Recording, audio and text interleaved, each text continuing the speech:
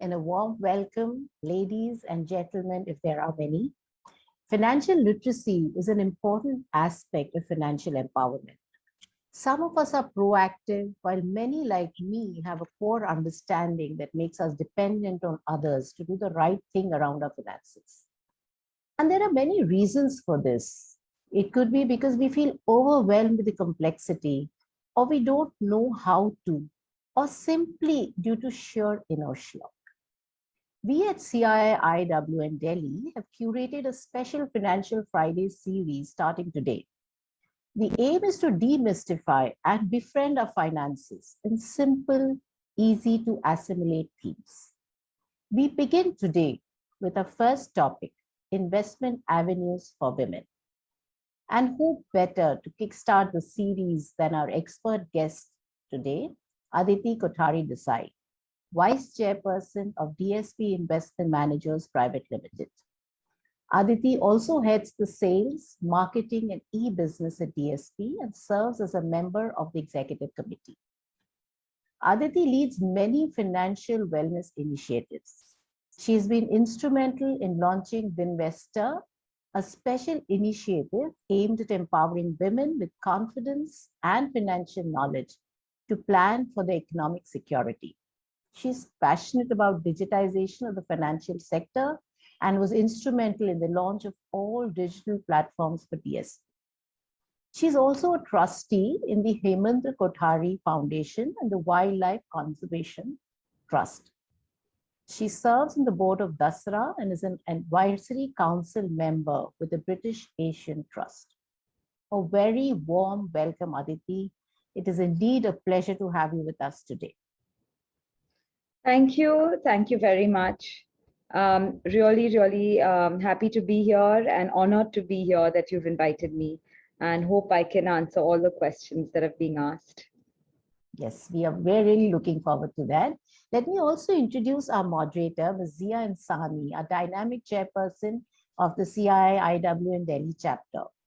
Zia is a philanthropist and passionate about upskilling underprivileged women. She's a strong advocate and believes in positive giving back as part of social responsibility. The theme for CII IWN Delhi chapter this year, Unleashing the Power of Women, Engage, Enhance, and Empower, is very close to her heart.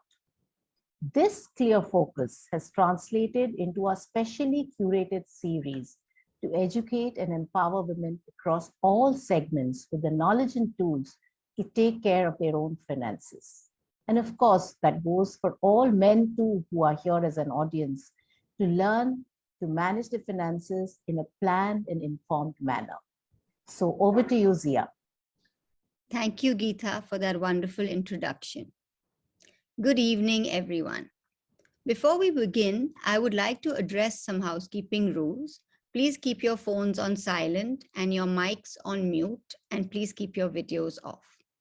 Also, we will have a short question and answer session at the end, so please type in your questions in the Zoom chat box. I will start with a statistic for you to highlight the need for women to be more involved in their finances.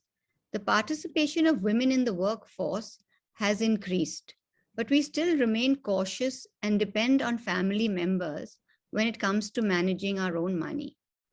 33% of women in India do not invest at all.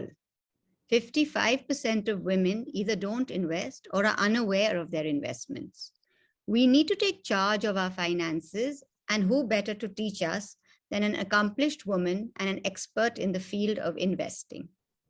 I am delighted to have my friend Aditi here with us today. Thank you for participating in this webinar and for sharing your knowledge on investments. Thanks, Zia. As I said, I'm honored and happy to help in any way. Very passionate about this subject.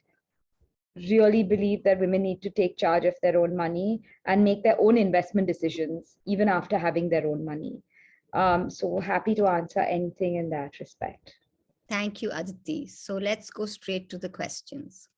My first question is, why should women manage their own money or take their own investment decisions? I'm going to actually just share my screen because I will be able to guide it better. So, I've been doing this for a while. 1 minute. And, I ask women, do you really feel financially independent? And when I'm doing this in a room with physical women there, and they're working women, most of them put their hand up because they're earning their own money, so they feel financially independent. Then I ask them, do you make your own investment decisions? And very few people put up their hands. And the people I put up their hands, I ask them, do you truly feel financially independent? And they say yes, and it makes them feel really they have the reins in their hands and makes them feel confident. And when I ask them again, do you really feel financially independent? The rest of them don't feel it. They realize that if they are not investing their own money and they don't, after they earn it, they don't have the reins in their hand, they don't feel as financially independent and confidence. And why is it so important for women? It's because A, it's your money, you earned it or you've inherited it. It's yours. Your name's on the money. So, the buck stops at you. Sometimes, and today, let me tell you where inheritance is concerned. It doesn't always just go to the eldest, boy in the family. Even if there is a bias, I hope there's not, but even if there is, there's something that still comes to the daughters. It'll be your money, it'll be in your name. So please do remember, you'll be earning your own money on inheriting it. Two is, we all want to take a break to start a family. And if you are earning your own money and you have a steady stream of income already coming in, and you need to take a break to start a family, you need to know that you'll have some passive income coming in. So you can plan it that way so that you never feel obligated to ask someone for money when your salary is not coming in. If you want to go above the 6 months, which is the leave that is legally permitted today. The other thing, unfortunately, is that, divorce rates are increasing. And I find a lot of friends who find themselves in these situations where, they're suddenly getting a divorce. Anyway, they are unsettled emotionally, and now they feel financially insecure. Even if they're going to get an alimony, they don't know how much to ask for. We actually, on dspim.com, we have something called an alimony calculator. It just makes sure that your lifestyle after you get divorced is going to be the same as the lifestyle before. Nothing more, nothing less. So we guide you to put your expenses, we guide you with certain rates of return, etc. Of course, we expect people to be honest. And it's actually very fair because it even asks you how much money do you have in the bank today and how much are you earning today. So it takes into account that. But that given, once you get the money, it's very important that you are now responsible for your investments. So it's important. And then dealing with loss. So, women outlive men statistically over the world and in India especially. And a lot of times men have taken maybe life insurance in the wife's name, or you have life, you are the beneficiary of life insurance. And then suddenly again, you get a heap of money and you don't know what to do with it. Your spouse is not there. It's tough. You have a lot of people trying to take advantage of you. That has happened again with someone in my firm who lost their life. And suddenly she got a lot of compensation and insurance money. We gave her money. And then a lot of her relatives started coming around her, trying to say, what do you need this money for? I'll invest it for you. You'll get your monthly money and, you'll be able to run your house, etc., which is quite appalling. And we then helped her through it. So it's very important that you know what you're doing. And that's why it's more important somewhere for a woman to take charge. The other thing is that even if you're managing your own money, it's not here, is that your risk appetite can be different from your husband's or your brother's or your father's risk appetite. It's your money, you've earned it. You may not want to risk it so much. They may say, I put everything in the equity markets, but you're scared. You don't like to see your money go up and down. It's yours. It's your prerogative then to say no. So you have to manage your money the way your risk, and we'll talk much more about that, allows you to do that. Your risk perception allows you to do that. And your risk profile allows you to do that. And sometimes when it's managed in a different way, you sometimes, can get resentful. And you don't want that to be an issue in your marriage or in any relationship. So it's better that you make your final decision according to the risk profile that you want. Sometimes you think your husband's too conservative and you want to be more risk taking. Hey, the market's gone up like crazy. Why were you sitting in FTs? So you want to be the one making the final decision. So it's your money. You need to sign off last on it. Lastly, I want to end just this question with, I don't know how many of y'all have seen Downton Abbey. And if you see, the husband was managing the wealthy wife's money that she had inherited from her family. And then he lost it because he put all his eggs in one basket. He invested all in one stock. So similar. So men don't always know what they're doing. We need to take charge. That leads me to the next question, which is, should you be all alone in your decision making, or should you take advice from family, friends, and experts? No need to be all alone in your decision making, but it depends on your risk profile, and we're going to get to that. But before that, I want to tell you that this also could be an issue in your marriage, that you don't include your spouse. Please include your spouse. You make the final decision, but doesn't mean that you should not discuss things. Please discuss with your spouse. You don't need to go around telling everyone if you don't want to, but include your spouse. There's nothing to hide. And both ways, I feel, if there are men in this room, or a man is going to be watching this video, I'll tell them, don't hide this from your wife. Just be inclusive. Being communicative and inclusive is actually creates trust, and trust is the foundation for a good relationship. So, back to, sorry, here I said your man is not your financial plan, which is what I wanted to say here. Back to, Azia, what is the question you said about the risk?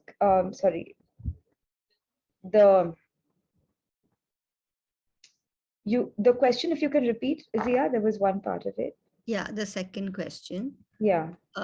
Should you be alone in your decision making, or should you take advice from family, friends, and experts? So here's the other thing I want to tell you again about risk profiling. Okay, guys, risk profiling is extremely important. As I told you, Zia's risk may be different from my risk. How does that? The two things in risk profiling. One is risk-taking ability.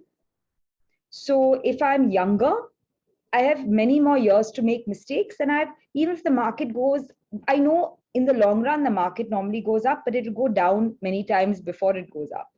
And I have enough time. I'm 25 years old. I have another, given I live till 85, I have 60 years left. It's okay. Let the market go up and down. What does it matter?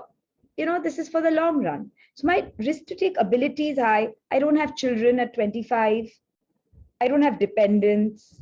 Maybe I'm really wealthy. I'm making a lot of money. I have a lot of inheritance. I don't mind losing a little bit in the short run, but I know in the long run, I will make big money. Because remember, even if the market dips, if you don't sell, it doesn't mean you've lost money. It's only theoretically. So my point is that your ability to take risk is high.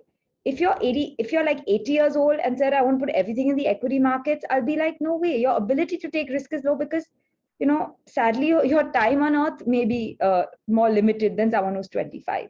So you can't afford to take the risk when you need the money, especially if you don't have that much money in the bank. So your risk-taking ability becomes low. Risk-taking, now tolerance, which is the second part. Your risk-taking tolerance may be very different. Zia may say, hey, Aditi, I don't care. I may be 25, but I can't stand seeing the market go down 25%. Chalo, 5-10% I can stomach, but 25-50% I can't deal. So I need a portfolio that kind of shields me like that. Some person will say, I've seen my parents do it. I've seen my friends. I don't mind the market goes down 50% because I know in the long run it's going to go up 3 times.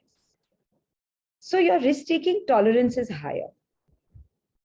Okay, so what do we need to do? We need to see what our risk-taking ability and tolerance is. And actually, DSP is coming out with their risk, I would say, risk profiling tool, which then allows you to give you a score where you are on this. And accordingly, your portfolio should be made. But Zia's portfolio will be different from my portfolio because both our circumstances as well as our risk-taking tolerance may be different. So our portfolios will be different. Now, if Zia then you need a financial advisor also, because if Zia then says, I don't want to take any risk, I don't even have but my ability to take risk is high, but I don't want to take any risk. And I want to buy a house in 5 years. Well, if you're not going to take risk and you want a house in 5 years, but your ability to take risk is high, you're not going to get that house in 5 years. You need to balance everything, your goals, your risk-taking ability and tolerance. Zia, I'm just going to have to plug my computer 1 second. Sorry.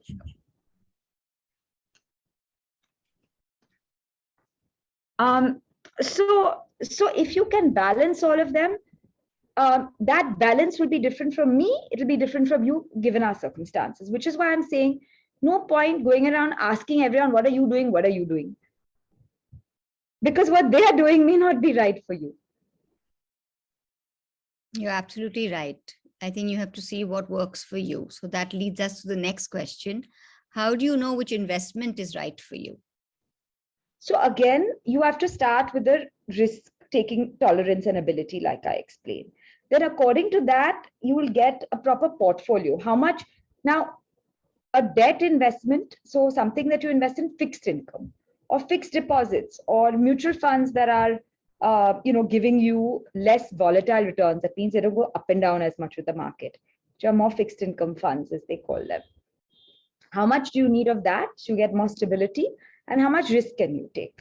So once you do your risk profiling, either on site, I know ET Money has it, I know DSP is coming up with theirs, financial advisors will have that, and you must insist that they do that for you. And then come up with a portfolio which gives you a good balance of both. And suppose you're really lazy and you've already got your money in fixed deposits. What's the first investment you should make if you just want to dip your toes into investing? So Zia, there are these funds out there called dynamic asset allocation funds. So when the market is down, and like now the market's been dipping, people get very scared to put their money. These funds automatically keep increasing your equity allocation. That means this fund is already made up of part fixed income, which gives you stability, and part equity, which gives you the little risk-taking ability. Now, these funds, when the market is very high, they won't invest more into equity because they know the valuations are too high. It's all on a formula. When the market goes down, they automatically keep buying more equity. So you buy equity at a cheap price. Your emotions will not allow you to do that. You get very nervous when the market goes down. But actually, when there's a sale, you should be buying things. You should not be buying things overpriced. But our mindset doesn't allow us to do that. Emotions take over. These funds take out your emotions, and they are relatively conservative. So if the first fund you want to do, let the fund do the work for you. You don't have to worry. Right. And what are the do's and don'ts of investing and becoming a good investor? Yeah, so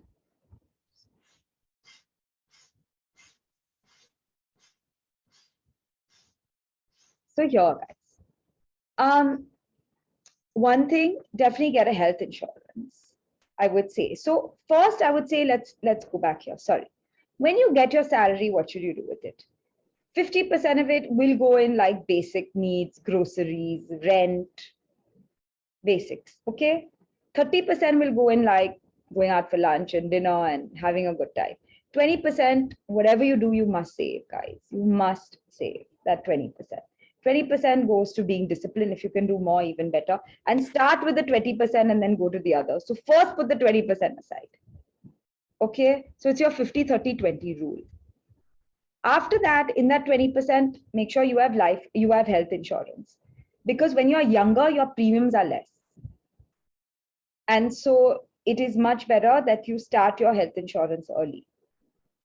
If you have dependents on you, get life insurance. Get term insurance. Don't get the investment insurance, the ULIP plan, because there are a lot of hidden expenses in those plans. Guys, please just get term life insurance if you have dependents. If you have your parents, if you have kids. If you don't have dependents, you don't need life insurance. Okay, identify your needs, not just your wants, so that that pie works better. Understand your risk appetite, like we talked about, your risk tolerance and your risk-taking ability. Plan then your asset allocation. And then keep evaluating. See, every year you must see, has my risk tolerance changed? Maybe I've become more confident. Maybe I can take a little more equity risk. Maybe I have children now, so my risk-taking ability has come down. So I have to keep talking to my financial advisor and keep adjusting this. And once you start, don't stop. Get on the path and don't stop. So, and a few other things that I want to add to this is, what happens is that you tend to do what your friends are doing. Don't do that. Don't chase returns. Okay? That's the other mistake people are making. So we have to make sure that we are not just blindly doing what someone else is doing, nor are we, hey, market is up 50%, let me put money now. Or if the market is up 50%, you cannot be putting money now.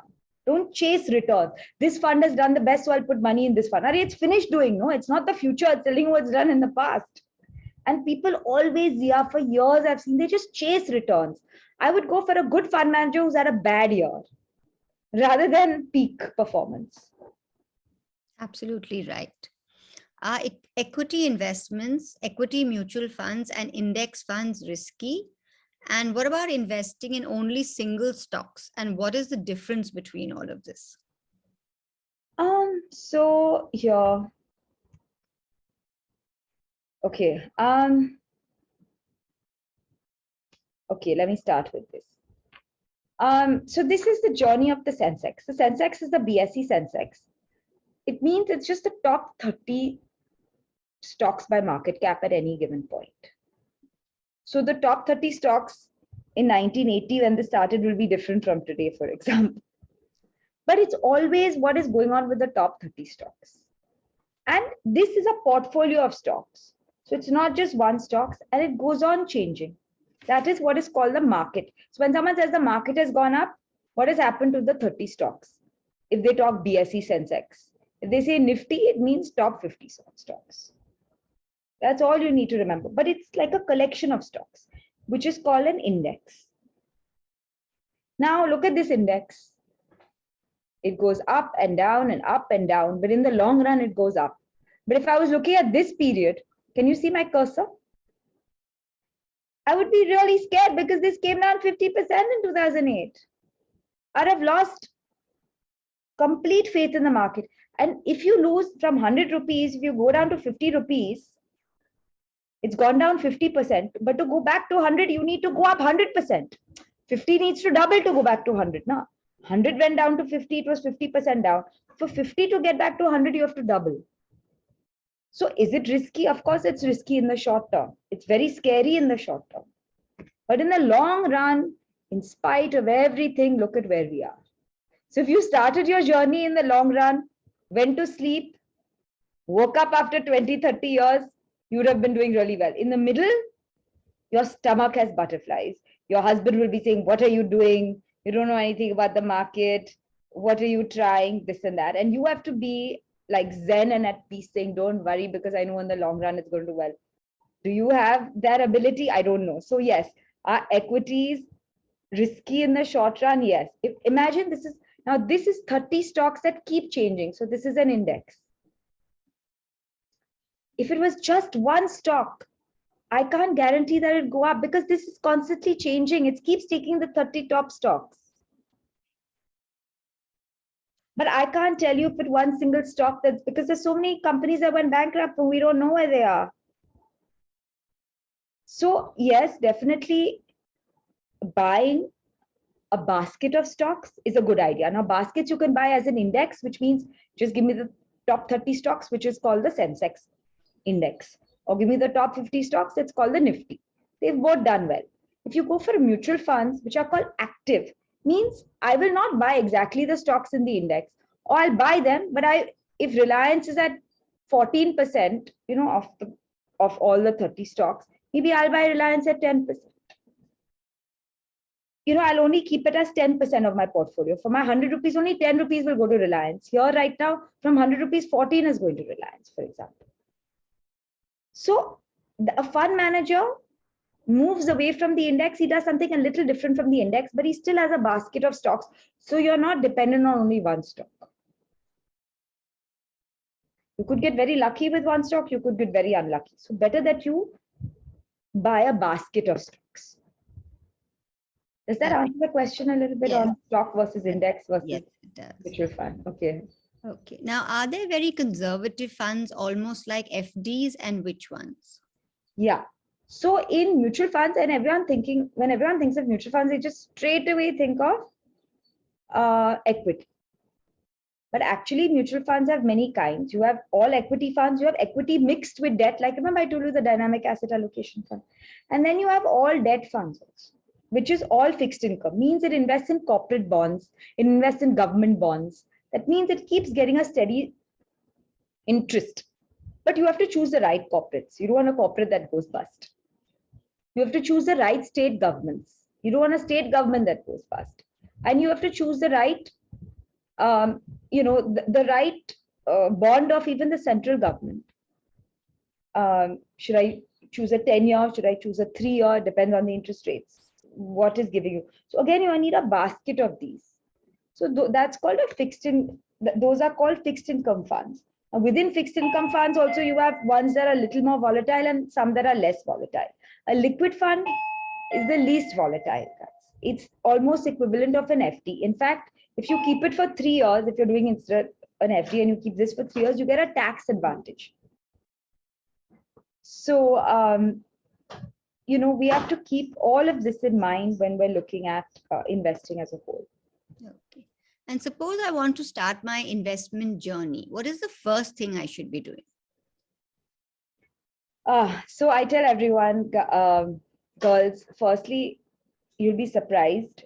People don't even have their own net banking set up. I'm shocked, but it's true. They don't have their OTPs coming to their own phones. It goes to their husbands or it goes to some secretary. It goes to someone else. Please get it all. If you're going to be financially independent, just hold the reins in your hand fully. Okay, so make sure you have your net banking, your passwords, your OTPs, all of that in place, guys. After that, I would find a financial advisor, do the risk profiling, know where you stand, risk-taking ability and risk-taking tolerance, and then you start. So, I mean, that is what I would say would be your first steps. Okay. What is an SIP, a systematic investment plan? And are they beneficial? And what is an STP, a systematic transfer plan?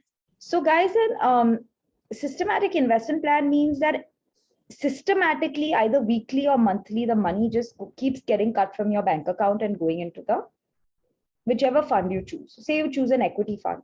Say you choose I only want to invest in an index fund that just mirrors the Sensex, just those top 30 stocks. So every month it will go slowly, slowly, slowly. The good thing is when the markets start crashing, we get so scared, we don't want to put money. But this will go on putting your money in a disciplined manner. So even when the market is down, your money is going into the market.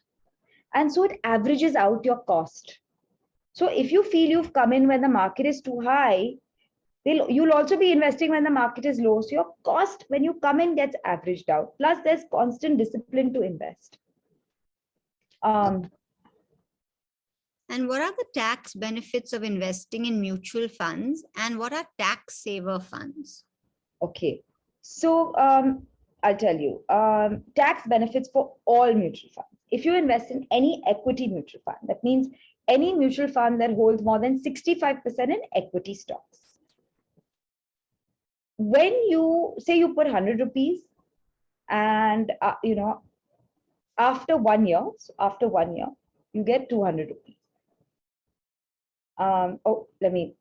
You put 2 lakhs and after 1 year, you get 4 lakhs. Okay, if it doubles, happens rarely, but has happened. You are paying only 10 and you take the money out.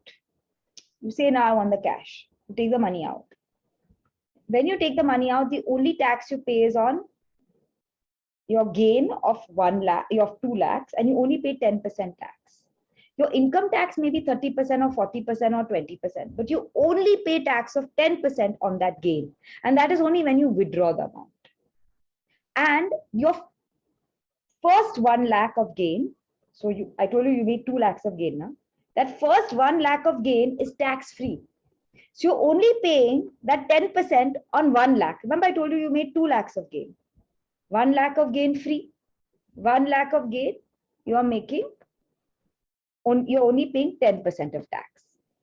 Okay, versus in a fixed deposit, if I put 2 lakhs in a fixed deposit and I get say even 10% income, I get 20,000 rupees. I have to pay my full tax. If I'm 30% tax bracket or 40% tax bracket or 20% tax bracket, I pay the full on that interest. So mutual fund, equity funds are beneficial on profits where tax is concerned. It used to be 0, which is amazing, but now it is at 10%. Tax ELSS or tax saving funds, you all must have seen everywhere. That means that when you get your income, so right now I'm getting my income, I put into regular mutual funds, and my gain I make, I pay 10% tax. In tax saving funds, up to 1.5 lakhs, the government allows you that when you make your income, I get my salary, I've made my income of, if I make an income of 20 lakhs a year, immediately 1.5 lakhs I can put in this tax saving funds here. And if I don't pay any tax on that 1.5 of my income, meaning I'm making 20 lakhs in salary, I have to pay 20 or 30% income tax on that full salary. But if I put it in, if I say I want to put 1.5 lakhs in a tax, say DSP tax saving fund, then I only have to pay tax on my full salary of 18 lakhs, 50,000, 18.5 lakhs. So it's 1.5 is shielded for you in the tax saver fund, but you have to keep it there for 3 years. Then whatever profits you make, you pay 10% tax over 1 lakh. So there's a lot of saving that you do on even your main salaried income. Okay, so my last question is, how does one learn more and educate oneself more? And also, I would love it if you could share any more tips and tricks or insights with our audience today. Sure. So,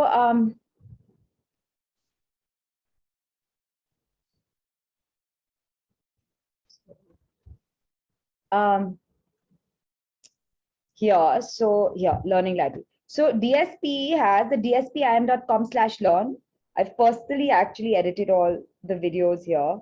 And you can see you're a beginner investor, intermediate, and advanced. So start with beginner. You'll become an intermediate and advanced soon. It's modules for you. Go through them. Actually, I've had my friends like kids do this. Like 12-year-old children have done the beginner. 11-year-old children have done the beginner modules and gone up to intermediate. So it's very easy to understand. Start somewhere, go educated, meet a financial advisor, but go a little educated to them so that you know which questions to ask and you feel more confident and you don't feel you're being taken advantage of in any way. So please go to dspiim.com/learn and start your journey there. Regarding a few other tips, do diversify, have a mix of debt and equity and hybrid funds. Don't put all your eggs in one basket. Don't just do stocks. Don't do only single stocks, meaning one. Have a basket according to your risk profile and your risk tolerance, your risk ability and your risk tolerance. For emergency planning, have some liquid funds. So you need some money on the side just in case in the next 2 years you need cash. Decide how much that is going to be, put it aside. But know that when you are in equity funds, for 8 years, you should not touch it. Okay? Because remember, even if your fund does if your money does really well and you take it out, unless you're going to use it there and then, what are you going to do with it? Let it remain there. Let that money make more returns. One year you may make 30% returns, and next year you may make 15% returns. So what? You're still making returns on that return. It's called compounding. Don't disturb compounding till you need the money. Okay? The market may even fall, but just know, like I've shown you, in the long run, it goes up. Have faith. Don't get disturbed. Don't get nervous. Stick in there. But it's only for money you don't need to spend in the next 8 to 10 years. That will be your equity amount. Start an SIP, so it keeps you disciplined. And what are the don'ts? Don't only have one fund. Don't invest in equity funds for a short period. Sure, you can double your money. You'll get lucky. I'm not saying you won't. But it can also go the other way. So don't go with the mindset this is only for 1 year or 2 years or 3 years or even 5 years. Please go in thinking it's 8 to 10 years. Don't sell when the market is down. People panic and sell when the market goes down. You are not supposed to sell when the market is down. You're supposed to buy when the market is down. And don't chase returns like I told you. Just because this fund is doing well, you get in array, that's the peak of the fund. Don't chase the returns. It's what's happened in the past. You have to look at what's going to happen in the future, what's good for you. So. Thank you. Thank you so much. It's been a pleasure and the presentation has been fabulous. It's so nice to have all this explained in layman's terms so that we can all understand it so well. I'm now going to open out the questions from the chat box. If anyone has any questions, please write it in the chat box and I will definitely try to take all of them. Let me start from the top. 1 second.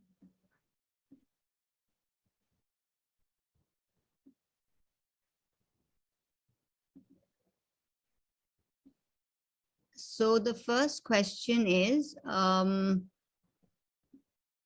are there any government schemes or financials, particularly for women in business? No, there's nothing special. Okay.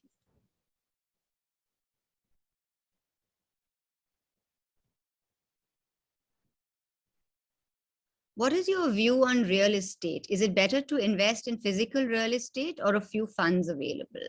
I'm so happy you asked that question.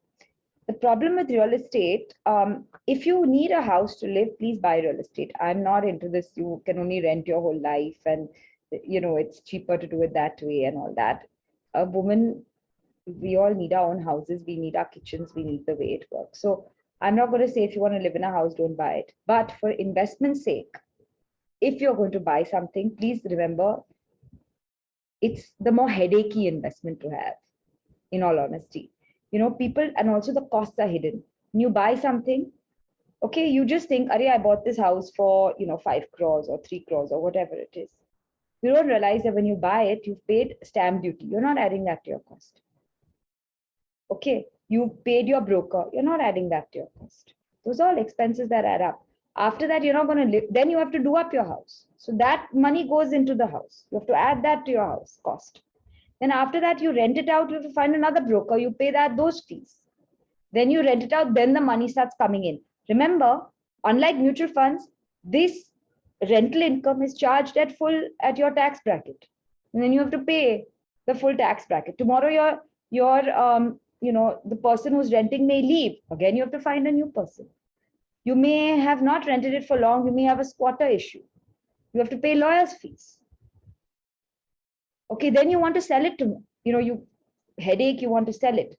But the market is not liquid. Tomorrow you can't go and sell something just because you want to. In a stock or a mutual fund, you could just go sell it in the market. Huh? And you can get your money back. Here you need your money, it's stuck. Then you start selling it for a cost lower. You pay a broker again fees. You pay tax again. It's not easy, guys. Please remember, if you're going to get real estate as an investment, it's also a commitment. The next question is, what are the most tax efficient funds? Are unrealized gains on mutual funds taxed in India? And is it true that unrealized gains on Indian mutual funds are taxed overseas in the US? So I believe, okay, so just to explain to everyone, realized and unrealized, when you actually sell a stock and you get the cash, it means you've realized it. And only when in India, only when you sell and you get the cash, do you have to pay tax. Only when you realize you have to pay tax in India. Abroad, I believe in the US on global, if you're a US citizen, sometimes they do make you pay tax on unrealized, which means the market has gone down 50%. I've not taken out my money. The market has gone up 50%. I've not taken out my money, but I still have to pay tax on the notional amount of wealth that I've made. And then if it goes down the next year, then they adjust it. But they're just more entries you have to make, So it's not, I believe, I don't know international tax rules, but I have heard of this. But Okay, India, it's not such. right. What exactly are hybrid funds and do you recommend them? Yes, so hybrid funds are a mix of debt and equity. There are many kinds. I told you dynamic asset allocation is one, equity savings is one. Equity savings is a little more conservative than even dynamic asset allocation. Equity and bond fund, which used to be called balance fund, is a little more aggressive than a dynamic asset allocation. That means when the market goes up a lot, this balance fund or equity and bond fund will do better. When the market goes down, the dynamic asset allocation funds or the equity saving will do better because they are more conservative. So just different percentages of debt and equity.